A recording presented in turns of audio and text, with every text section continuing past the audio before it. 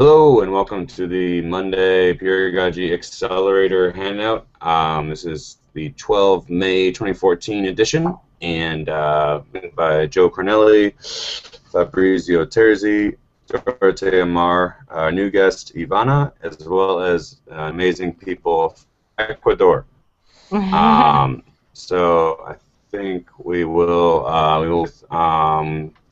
Joe and Fabrizio and Dorothea, Charlotte just joined us as well. We'll talk about what people have been working on, and we can see how we can quickly or help or serve or whatever is needed for the wonderful group of Ecuador who's joined. If you want to get started. Yeah, Paula, tell us what's going on. Well, we are getting here. I'm facilitating a workshop on collaboration, and I would like you to tell us about your experience with cooperation, collaboration, and if you could, also the Peeragogy handbook. It's a lot. Okay, I guess we got one minute. Thank you. 1 minute each or something like that. So. Who wants to start? If you Charlie, can introduce yourself and tell us where are you and what do you do, would be great. Okay, in 1 minute also, because we've only got a few minutes this time. So, micro talks. Charlie, can you do it 1 minute, or shall I do one? Do you want to do one? Well, Charlotte's got her. My name is Joe. Okay, you're also speaking as the Peeragogy handbook. I am. Hi, my name is Charlie. I live and work in Chicago. I teach English as a second language. I've been working on the Peeragogy handbook and peer learning for about 4 years now, and I collaborate with other educators around the world by sharing open educational resources and thinking of ways that teachers can collaborate better. Cool. Maybe I can go next, because we could go in order of when we joined the project. That would be me. I met Charlie at Wikimania 2010 in Gdansk, Poland. We started collaborating at Peer-to-Peer U, and that was a real basic collaboration. It was just I joined his class, he joined my class, and then we gave each other feedback. And the feedback was my class was going really bad, and in his class we started to debug that and think about why. That was interesting, and that was one of the things that fed into the Peeragogy handbook before there was a Peeragogy handbook. And even before there was a Peeragogy handbook, there was Fabrizio. Why don't you go next, Fabrizio? Oh, give me a second. Oh, yes. Hi, my name is Fabrizio, and I'm from Bergamo, Italy. I'm facilitator in Bergamo Hub, and we are willing to learn and discover new way and great people worldwide for streaming innovation and education prestige. So I joined the Peeragogy project since 2012, and here we are. Today is a new day, and I'm happy to stay with you.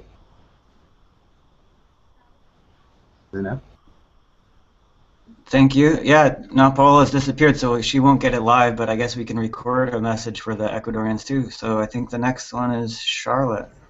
Yeah, I'm Charlotte Pierce. I'm an independent publisher in the Boston, Massachusetts area, New England. I joined the Peeragogy project after I had taken a Howard Rheingold Think No Tools online course and met Fabrizio and Joe online, and they were sort of seeming like they were the only ones rattling around in this Peeragogy handbook environment. So I thought it sounded like a really interesting thing to do, and I joined the handbook, and we've produced the third handbook. Joe and I have share the publishing responsibilities. And I am trying to apply some of the things that I've learned through this experience in my organization, publishing organization, which is Independent Publishers of New England. So it's a struggle.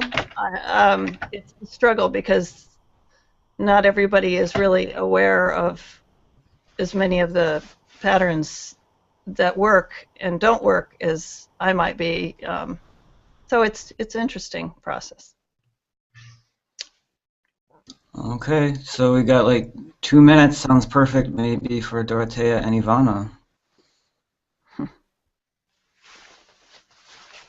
How you doing, everyone? Hello. Hi again.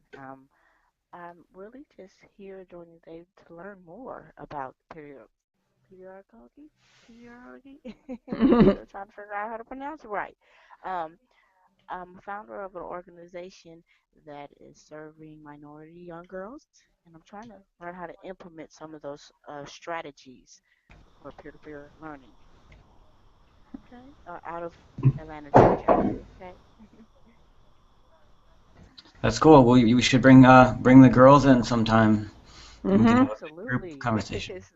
I will be joining to follow continuously and Cool. definitely see. That's great. Okay, wow, Paula's back. Dorothea, do you want to introduce yourself? Hello. So I'm based in Lisbon, where we want to also organize a space for collaboration and sharing. And I'm organizing lots of events around collaboration and sharing. Um, I noticed that there's a lot of people with the right mindset in some levels, but I think the most difficult part about collaboration is like take it to the next level or the personal level.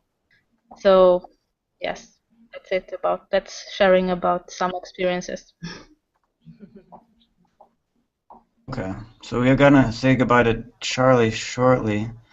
But Paula's back. Do you guys want to speak and introduce the room? Lisa's also joined us as well. But do you want to introduce introduce the room? Maybe we can figure out what's the peer learning potential right there in that room. Probably you guys have been there for all day, all week.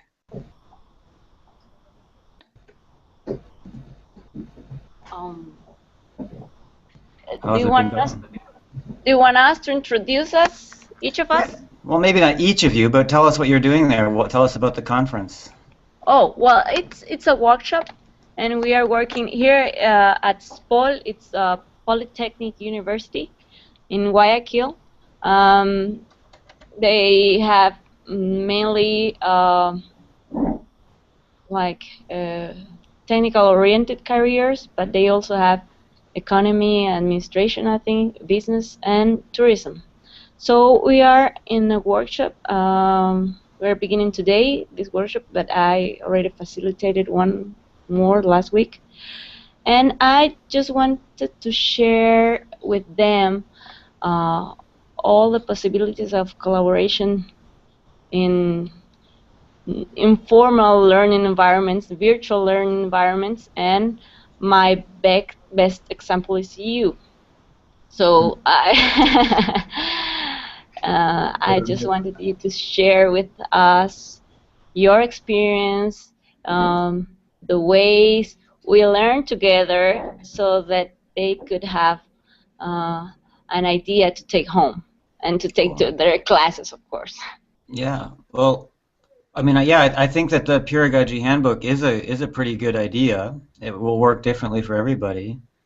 But yeah, Charlotte just spelled out Guayaquil. Guayaquil, is that right? Guayaquil. Guayaquil. Guayaquil. Okay. No. I'm not going to do a very good job. But, okay, translate for me the idea of making a handbook of your city. You know, like dealing with all of those things you were just talking about: economy, administration, business, tourism, written by the people who know the best about that. You know, and the problems and the issues and stuff about that. It's a possible idea. You know, so. There we go, yeah. Oh, Guayaquil. Guayaquil, Yeah, okay. thanks. How to pronounce it? You can start with that, you know, Well, guide to pronunciation. But just don't ask me to pronounce Ricarte. Oh, you did pretty well, Charlotte. Thank you. so we could make different handbooks. Like I can totally imagine Fabrizio and Dorothea collaborating on a co-living handbook because there are going to be different problems in the different settings. So Yeah. that's my idea, which actually your idea, Paola. They have a probably new solution too, May. Well, True. we're trying that in Independent Publishers of New England. I mean, we've started kind of initial little discussions about doing a handbook, and hopefully, some collaborations will grow from the interactions we have as we create a handbook. Maybe some just more concrete, practical things that we can do for each other in publishing. So.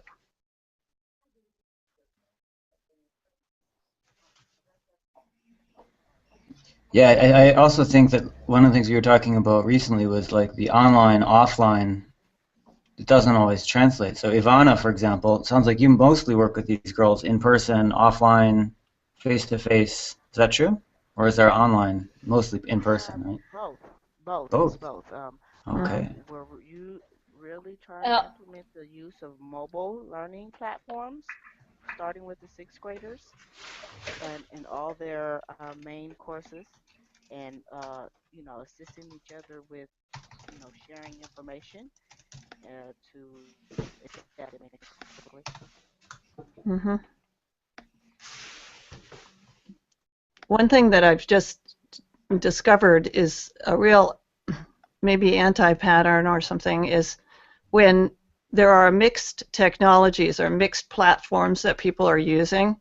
So my board of directors on the independent publishers has been reacting very strongly against the use of Google Hangouts, and just we've had a number of resignations from the board, and I've had to really rethink how we conduct our real-time interactions and try and mix a bunch of different platforms. So we're going to go with free conference calling, and I'll start a non-recorded hangout, and anyone who's able to do the video will do that, and anyone who's not able to do the video or doesn't want to will patch in by telephone. So we're going to see if that works.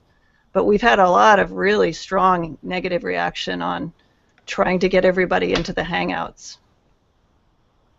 I mean, that's good to hear. I know someone in New Jersey who has horrible bandwidth problems, so we're doing pretty well calling in from all over the world given the bandwidth issue. One guy, Ray, who's tried to join our Hangouts, is right there in New Jersey, so maybe he can sympathize. So. And a lot of it is just they just don't want to sign up for Google Plus, or they don't trust it or something.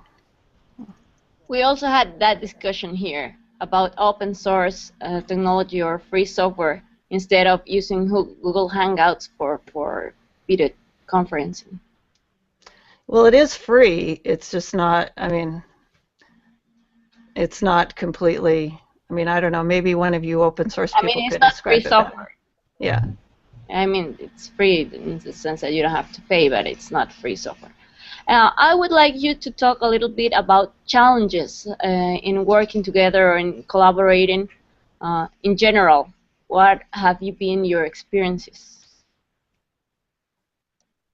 Good question. Yeah, we've all had our own different challenges, so this I think could be at least 5 minutes each, probably. Fabrizio, you've had some interesting things. You said you were going to tell us your news. So if you tell us about challenges, at least there'd be some good news at the end, it sounds like. Well, the challenges you have are really interesting ones, so maybe you could say something about it. Challenges are everywhere and at any time, so it's actually depend what we care about. In my experience, what actually it make a difference in peer learning and peer common project is the ability to bring it to local levels. So online, on net, you can find fantastic people with great knowledge and skills able really to give you a hand in your project. But virtuality is not like the same to work in a real environment with someone. So if you have the ability to meet someone, watch, put high, shake hand, and discuss in a real world about what you want to do, what you want to learn, what you can get, actually is really make a difference from my point of view. Is bring it to a different new level. So I'm a big fan of Unmonstery and its riders community because they are a real proof example about how people can join knowledge and an experience working and living in one single place and creative so amazing challenge and solution for local problem and community. Mm-hmm. So I'm learning about that. What is my experience to bring it from virtuality to local level? So peer learning. You say to me one day, think locally but act globally. So that for me has been a great quote because it's still with me and it's still what I'm trying to do it day by day Mm-hmm. with all of you. That's it. Great. Thank you. Yeah. Well, I Mm, think we recently had our independent publishing conference here, and I noticed the people that I had interacted with online, even just on chats or on email, but particularly on video, we had a very significant head start on the ability to just take it from there and move forward on a collaboration or just talking with each other. Yeah. and Dorothea, you just got back from running a workshop in person. So how did you feel about the in-person versus, do these people collaborate when you're not there? Or do they need you to come and get them working together? I think it's a bit like Fabrizio said, that it's important to bring this to the local level, but I also think that it's important that people are where they want to be. So sometimes they're like spread all over, but they're still talking, and once in a while they meet in the real life.